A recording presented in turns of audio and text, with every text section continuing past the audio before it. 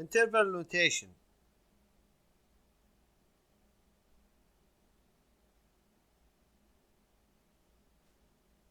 Suppose I tell you to graph the set of x such that x is greater than 3. It is graphed like this. Here is 0. Here is 1, 2, 3, and going to infinity. Okay, here is minus 1, minus 2, minus 3, and going to negative infinity. Okay, if it is to graph the set of x such that x is greater than 3, we know that by default this is a shortened version of the set of x such that x is greater than 3 and x is an element of real numbers. Okay, this is an abbreviation. This is an abbreviation of this whole thing. So if I tell you to graph the set of x such that x is greater than 3, we know that x here it is open at 3 because there is no equal sign here,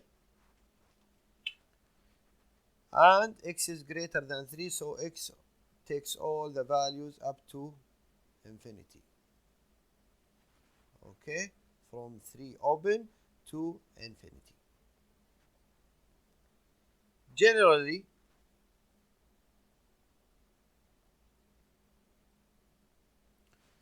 we have open intervals such a to b. This is an open interval called open interval. It is graphed like this. Here is a open, here is b open, and the set values are between a and b open. In the set builder notation, it is written as the set of x such that x is greater than a, less than b. We have a closed interval, that is a closed to b closed. Closed interval. It is graphed like this. We have a closed to be closed, and the set values between a and b closed. In the set builder notation, it is the set of x such that x is greater than or equal to a, less than or equal to b. We have half open interval. Half open interval. It is graphed like this. It is closed at a and b, so it is between a and b. The set of x lies between a and b, between a closed and b open. In the set builder notation, it is written as this: the set of x such that x is greater than or equal to a, less than b. Another half open interval is written like this: open at a, closed at b. This is half open interval. Open interval. Graphed like this. between A open, B closed. The set of X lies here in this area. In the set builder notation, X, the set of X such that X is greater than A, less than or equal to B. By the way, there is no difference between writing like this or graphing like this or like this. Open here, closed here, and the area is here.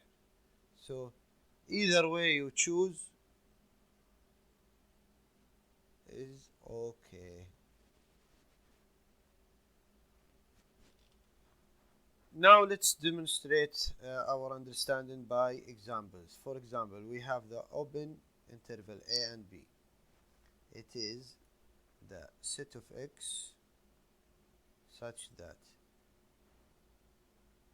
X is greater than A and less than B. Graphed like this. Here is A open, B open, and X takes all the value between them. For example, if we would like to graph the interval between -2 open to 3 open, we graph it like this. Okay, 0, -1, -2, -3, 1, 2, 3, 4, and so on. So it is between -2 open and 3 open.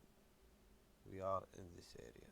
The set of X can take all these values between -2 open and 3 open. If we take an example of a closed interval represented in the set builder notation as the set of X such that X is greater than or equal to A, less than or equal to B, represented in the set builder notation as this. So it is here closed A, closed B, and X is between them.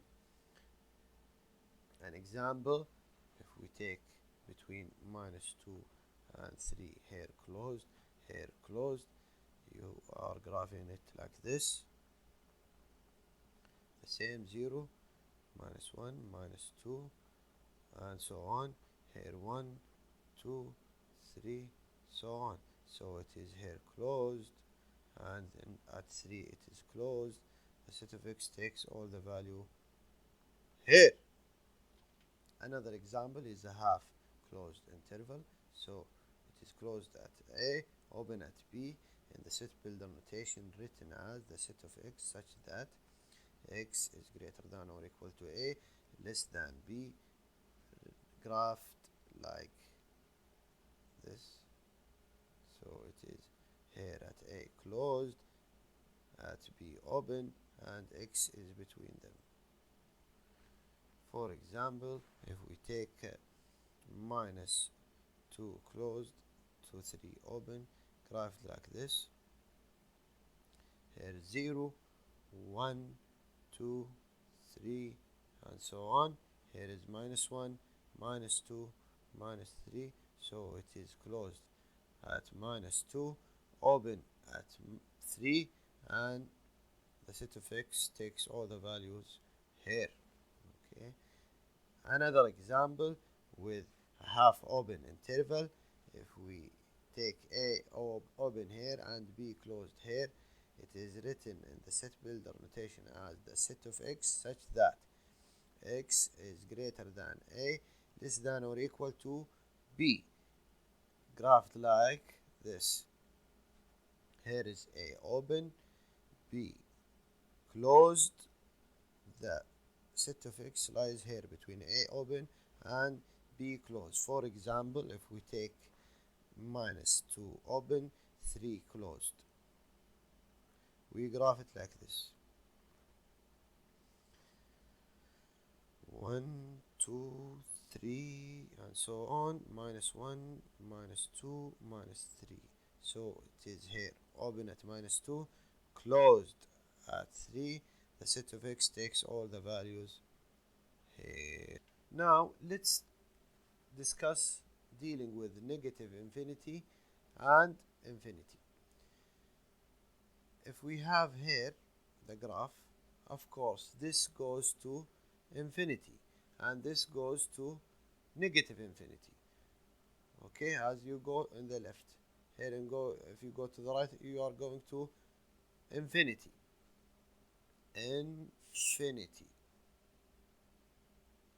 Okay, this is negative infinity. If you are to graph minus infinity to a open, it is like this. Here you have a open goes to negative infinity, goes to here.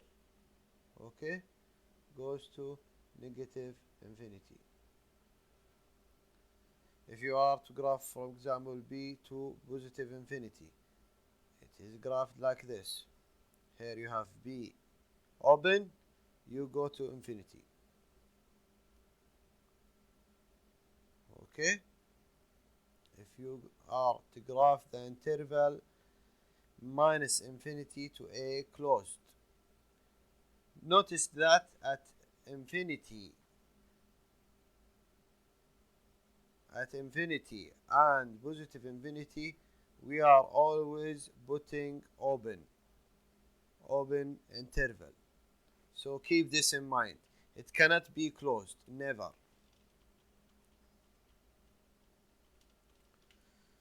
Again, we are graphing minus infinity or negative infinity to a closed. So we have here a closed, and goes to minus infinity.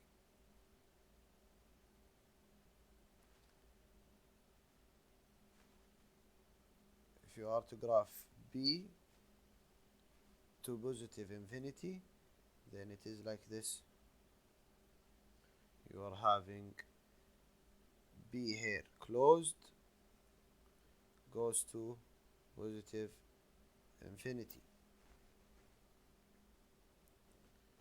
here. If you are to graph minus infinity to infinity, this is the real numbers. This means the set of real numbers. By the way, this means if you take the values from negative infinity to infinity, this represents all real numbers. If you are to graph this, it is like this. Takes all the values here from negative infinity to positive infinity. Of course here 0, dividing positives and negatives.